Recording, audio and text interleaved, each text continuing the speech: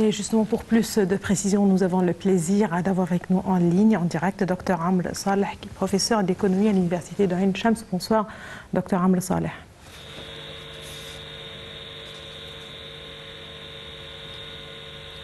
Dr Amr Saleh, bonsoir. Allô, bonsoir, Dr Amr Saleh. Oui, allô, bonjour. Je suis désolé, mais je vous écoute très mal. Voilà, je vais essayer de parler un peu plus fort. Dr Amr Saleh, vous êtes professeur d'économie à l'université de Ain Shams. Ravi de vous avoir justement en ligne, en direct. On parle justement de cette visite qu'effectue actuellement le chef de l'État, le président Abdel Fattah ici en Allemagne. Certainement, il participe à ce dialogue sur le climat, certainement qui prépare aussi pour la COP27 qu'accueille l'Égypte fin novembre prochain. Mais il y a aussi d'autres dossiers d'intérêt commun, ainsi que l'anniversaire, 70e anniversaire de relations égypto-allemandes. Pour commencer, j'aimerais bien commencer avec ce dialogue sur le climat. L'Égypte s'efforce justement pour réaliser les objectifs de ce plan du développement durable 2030 et certainement avec des villes vertes, mais aussi beaucoup de démarches pour l'environnement. Tout d'abord, quel regard vous portez sur cette visite? Tout à fait. C'est une visite très importante, d'ailleurs dans le cadre de la préparation de l'Égypte pour organiser le COP27, c'est bien à Sharm el-Sheikh, mais aussi dans le cadre des relations très spéciales qui unissent l'Allemagne et l'Égypte. Vous savez aussi que le président Fattah el-Sisi avait entamé plusieurs visites en Allemagne au cours des dernières années. On se souvient du sommet Europe, Afrique, Allemagne, Afrique, ces discussions avec le chancelier allemand. Cette visite intervient à un moment où les relations entre l'Égypte et l'Allemagne, surtout dans le domaine économique, assistent à un grand essor. Et l'appui d'investissement, la promotion et la coopération économique entre les deux pays. Je crois que, vous vous souvenez, il y a quelques années, il y avait des délégations allemandes qui avaient visité l'Égypte avec 120 hauts responsables du ministère de l'économie et des chefs des grandes entreprises. L'Allemagne et la compagnie Siemens occupent un espace très important dans la construction de l'énergie.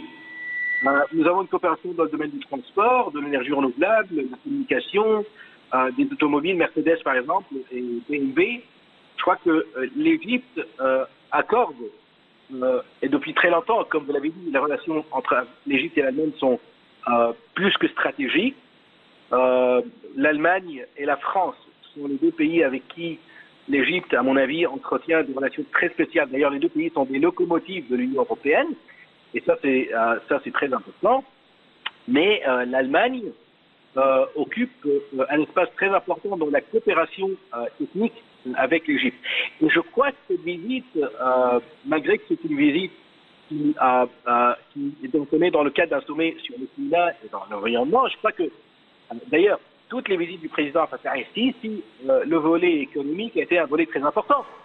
Et je crois que le volet économique sera très important au cours de ces moments très cruciaux et délicats où le monde assiste à un bouleversement dans le secteur de l'énergie avec la guerre entre l'Ukraine et la Russie, et ce que l'Allemagne souffre actuellement de par la négligence et l'affectement affecté par le manque d'acheminement de gaz de la Russie vers l'Allemagne. C'est vrai que la Russie dépendait à 40% de ses besoins énergétiques de la Russie actuellement.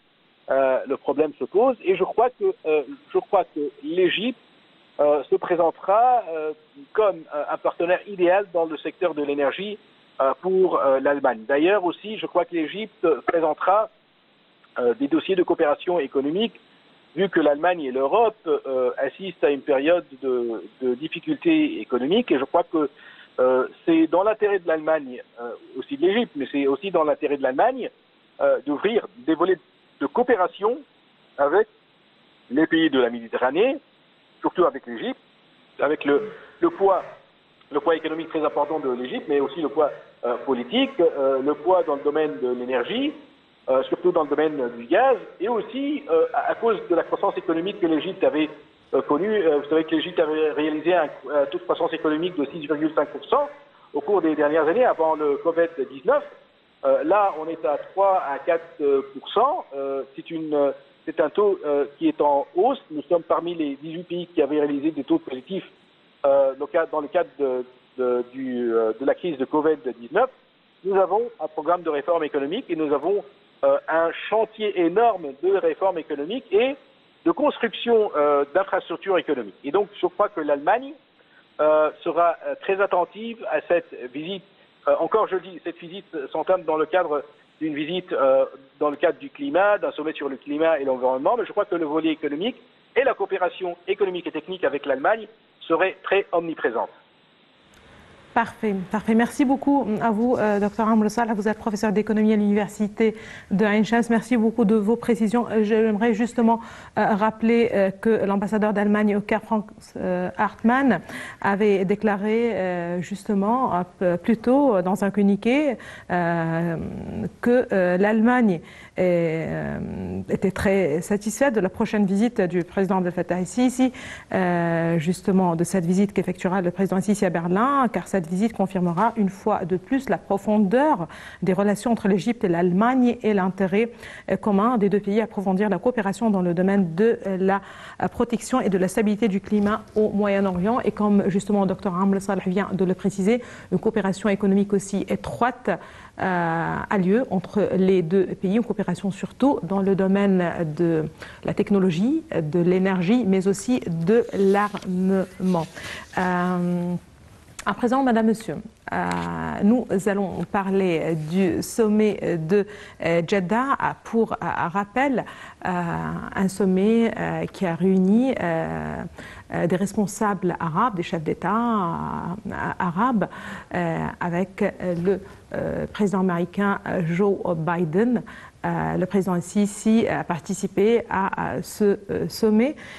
Justement, les crises mondiales et régionales ont jeté une ombre sur l'humanité, y compris la région arabe. C'est ce qu'a déclaré le président Abdel Fattah el-Sisi dans son allocution prononcée lors de la séance inaugurale du sommet de Jeddah qui s'est tenue hier avec la participation des dirigeants de l'Égypte, de la Jordanie, de l'Irak, des États-Unis certainement et des pays du Conseil de coopération du Golfe. Tout de suite les détails.